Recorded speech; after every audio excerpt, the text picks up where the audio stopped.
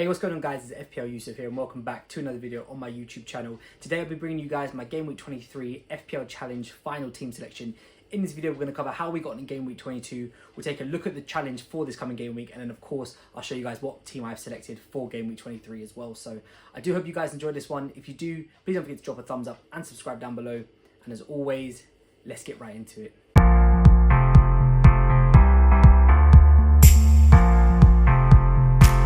Okay, welcome back guys. Thank you so much for being here with me today on my YouTube channel for another video. So let's take a quick look at how we got in Game Week 22. We finished on 26 points overall, a very small red arrow down. We dropped outside the top 15k, but it was only down to about 16,200, so not the end of the world. But we do need to put that right this week with the green arrow. So in goal, we went for Alisson, did concede to Burnley, unfortunately. I did think that Liverpool would keep a clean sheet at home. You know, despite the fact that they've been quite poor this season defensively, I thought that this would be the week, but it just wasn't. Lewis Hall, on the other hand, did come back with a nice return, 8 points for him, clean sheet and bonus points. So, you know, we're very happy with that one.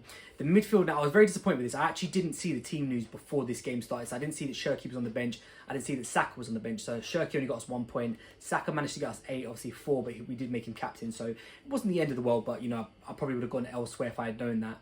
Morgan Rogers only got us 4 points. Probably should end up with a goal, at least something from that game. You know, he had a few chances in there which maybe he should have done better with. And then Igor Thiago up front, only the 3 points for him as well. So quite a little bit of a lackluster game with this one. Like I said, small red arrow just outside the top 15k to about 16,200. So we've got a little bit of work to do, but overall, despite the fact that it wasn't the greatest game week, we didn't actually drop that far. So hopefully, fingers crossed, Game Week 23 can be a better one for us. Let's get into what the challenge is and the team that I have selected for it as well. Game Week 23 is called Ball Carrier, and it's all about dribbling, which means we're going to be looking at players who are fast, players who are quick, more often than not fullback / wide players, and you get +2 for every successful dribble that they've had. So in goal, I've gone for Bart Verbrugge. Now, I think that probably will end up being a very low scoring game between Brighton and Fulham, so I'm hoping that he's just going to keep a clean sheet, but we won't touch too much on him because obviously the challenge isn't around goalkeepers. Onto the back line now, we've gone for a 2-1-2 formation. First up, I've gone for Goodmanson from Leeds.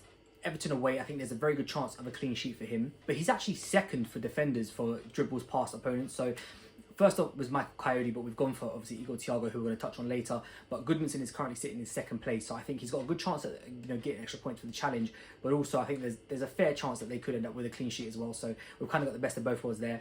Gabriel's the other defender. Now I've completely ignored the challenge for Gabriel. I've just put him in there for clean sheet odds. He's the best defender in FPL. He's got the best goal threat from defenders from FPL. So for me, there's just a whole host of reasons why we've kind of overlooked the challenge on him. But those are two defenders. The midfielder that we've gone for alone is going to be a Man City asset. Now, I put Semenyo / Doku here because it depends on who's starting. Now, if both of them are starting, I will go for Jeremy Doku because he's almost got double the amount of dribbles that Semenyo has.